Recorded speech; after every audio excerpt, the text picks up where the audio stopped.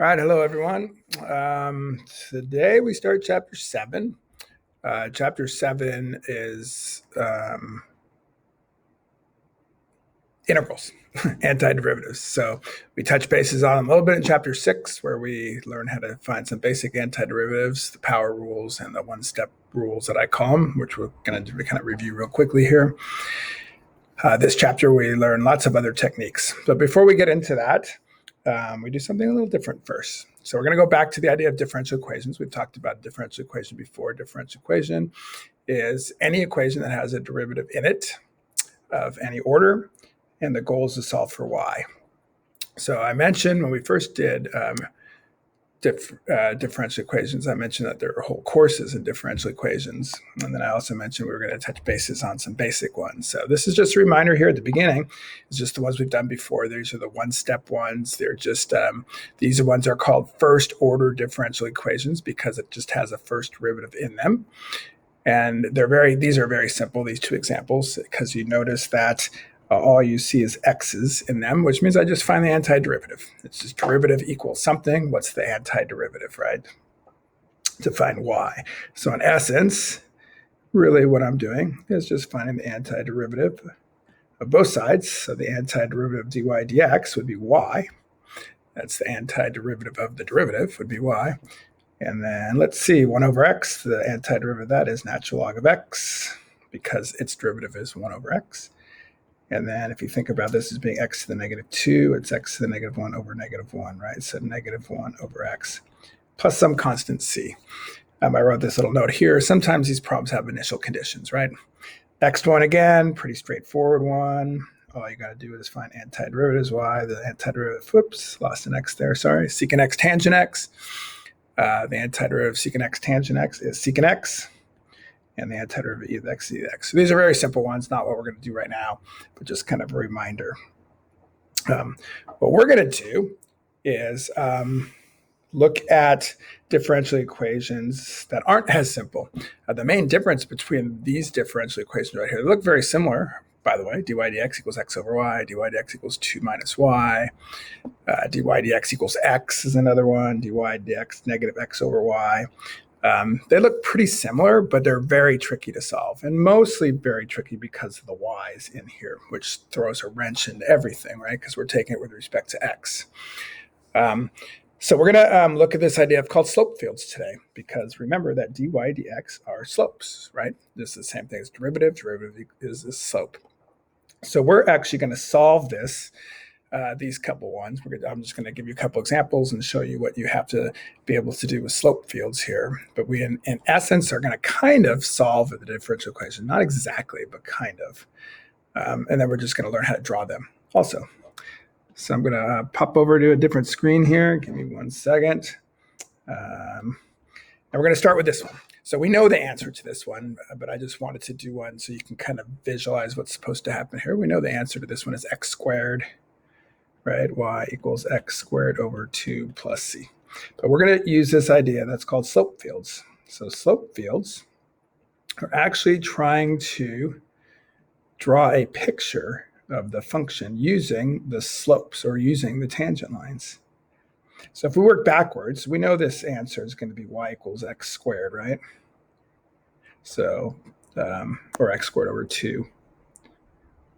So this graph has tangent lines, right, at all of these things. And all those tangent lines would be 2x. So if I wanted to find the tangent line, let's say at x equals 1, it would be 2. So we're going to work backwards from that. We're going to pretend we don't know that and see what happens. So what I'm going to do is draw the slopes. All right, so I'm going to pick a point, any point on the graph, and then I'm going to plot the tangent. The tangent is the derivative, so it's given to me right there, right? Pretend we don't know this, because normally we wouldn't know the answer. So pick a point for x, or pick a point. In this case, it only involves x, so the y doesn't matter. So if I pick like the point 1, 0, x is 1, y is 0, it's going to have a slope of 1. So I'm going to go to the point 1, 0, and what I'm going to do is draw that little tangent line. Hope you saw me do that there, kind of hiding there. I just drew this little tangent line right there. That has a slope of 1. Now, even if at 1, 1, it's also 1, 1, 2, it's also 1. All of these have slopes of 1, right? I'm not going to be too precise. It can be a little bit tricky, but I'm just going to draw on the slopes.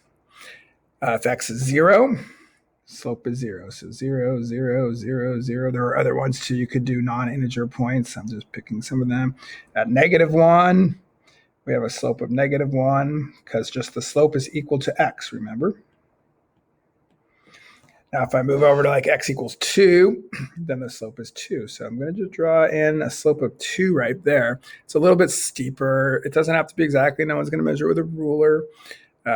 But notice it's just a little bit steeper. And also notice, because these do not involve y, then once I pick an x value, all of the y values are the same. If I come over here to negative 2, a little bit steeper, right? These should all be roughly the same.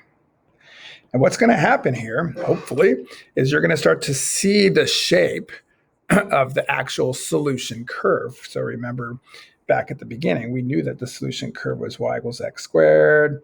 Talked about tangent lines. You start to see these tangent lines. So what I'm going to do is go here and kind of visualize. There's infinitely many curves, first of all, but I hope I can see it. I hope you can. You can kind of see the parabolas hiding in here, right? So if you think about like maybe trying to draw one, here's your kind of like that. And then there's infinitely many of these parabolas because remember the formula is y equals x squared over 6, right? Or x squared over 2, sorry. So the idea is here, we're not really going to solve it because we don't know it's x squared over 2, but we know they're parabolas. That's the basic idea. So a typical question might be, what do the solution curves of this graph, this differential equation look like? We might not exactly solve them. This one we can solve because it's pretty straightforward. The next one I'm going to do, we can't solve. We have no way to solve this one. But I'm going to do the same thing. And so my question to you would be, what do the solution curves look like? So to figure out what they look like, you have to draw the slopes. So same thing, I'm going to draw a little. Every year on the AP test, they ask you to draw one of these for sure, usually like just 7 or 8 points. They don't ask you to draw too many points just to show that you know what you're doing. So remember, what you do is you pick points and then you plot that slope. So let's say I pick the point 1, 1, for instance, x equals 1, y equals 1. I plug that into this equation, derivative. 1 over 1 is 1, so it's a negative 1. So if I go to the point 1, 1, it's going to have a slope of negative 1. Now, it can be a little bit annoying to have to plot all these points. So what you want to do is kind of look for patterns. So what I do when I look at this one, I say, well, if x and y are the same, it's always going to be negative 1. So at 2, 2, 3, 3, 4, 4, so on. So you can kind of draw this. I'm not going to be too worried about scale. I'm going to skip the 0, 0. 0, 0 is clearly a problem. But what you see are all those slopes are negative 1.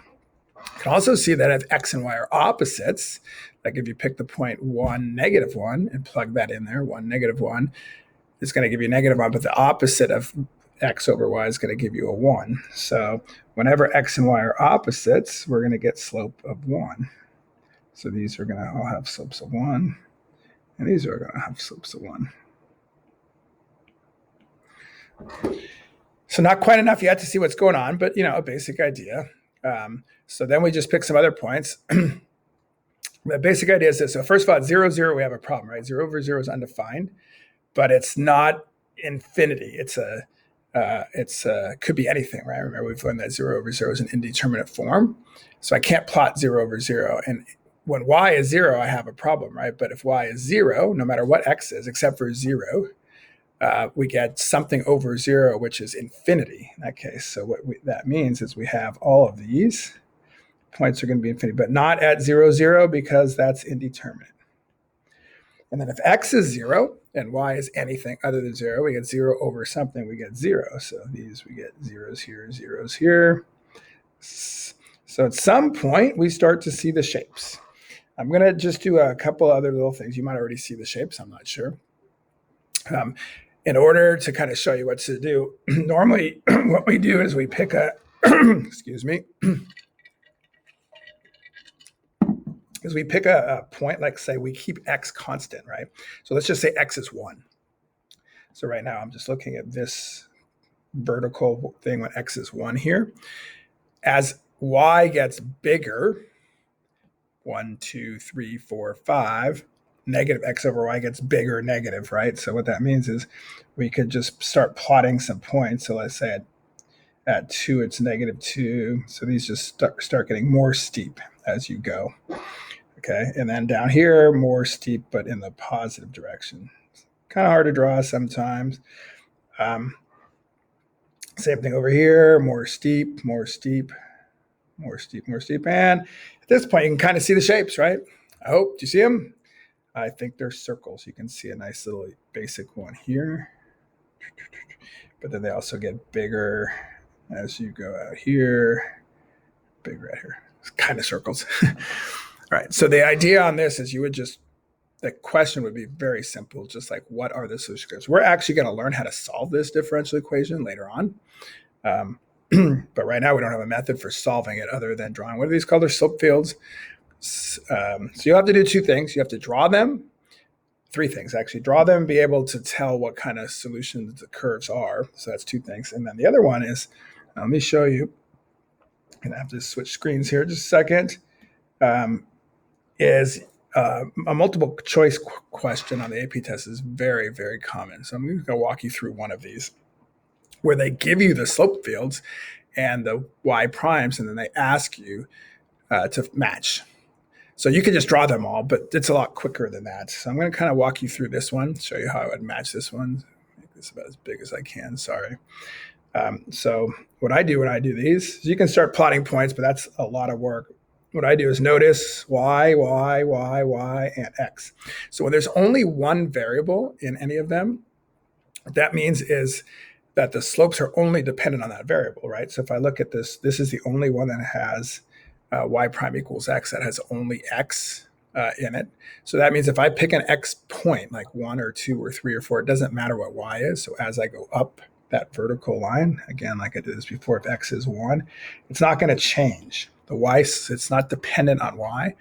And then the other way around, if we're only having y's in it, if I pick a horizontal line, it's not going to change. So one of these graphs, since 4 of them have just y's and the other one has just x, 4 of the graphs are going to look kind of similar in terms of up and down, left and right. But the y prime equals x is going to look very, very different. Plus, we already know what that one is. So if you look here, this one right here, notice, pick any vertical row, and they're all slopes are the same, right? All slopes are the same. So this one is the C. We also know that's the answer because it's the parabola one I just did, right? Some other problems like this one, you'll notice the second one down here has X's and Y's in it. So that changes things also. All right, so here's what I would do next. I just look for like positives and negatives and bigger and smaller and that sort of thing. So one thing I notice on this one right here, y squared. Notice the other ones just have y, y, y. Sorry, I'm making a mess out of all this stuff. But E has y squared. That means all the slopes are positive, right? First of all, if you notice, they're all dependent on y. So as I'm moving this way, the slopes are always the same on any of these graphs, right? But the y squared is the only one that has all positive slopes. So I'm looking for the one that has all positive slopes. And I believe that one is this one right here, right? So we'll call this one E. Has a 0 slope also. Sorry, zeros. One of the things with when y is 0, the slope is 0. It's hard to write that on the x-axis because you can't see it. So notice here what they do is they kind of put the zeros right below and right above just so you can see them, because if they put them on that line, you don't see them. But notice all the slopes are positive there, right? So that's what I was looking for on that one. And then, you can look for whatever you want to look for. Some people are going to see their own things. I see what I see. You see what you see. These are gone, right? Maybe on B, I'm looking here at B right here.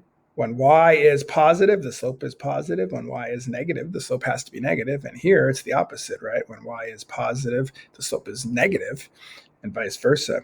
And then also as y gets bigger, these two get bigger, but this one, notice the one over y, as y gets bigger, the slope should be getting smaller, right? As y gets, if you look at this one right here, big slope, slopes getting smaller, smaller, smaller, smaller, smaller, smaller, smaller slopes. So as y gets bigger, they get smaller. So we're going to go with D on this one. And then again, positive If y is positive above the x-axis, positive slopes, looks like these ones, right? On this one, but over on this one, when y is positive, you get negative slopes. So you can kind of see what you see. It's, it can be different for everyone. So which one was which? Positive slopes, negative slopes. So however you see it, that's kind of the way it works. So those are the two things you're gonna have to do with slope fields: draw your own, plus do some matching. So there's some problems in the book for that, and we'll go over them in class.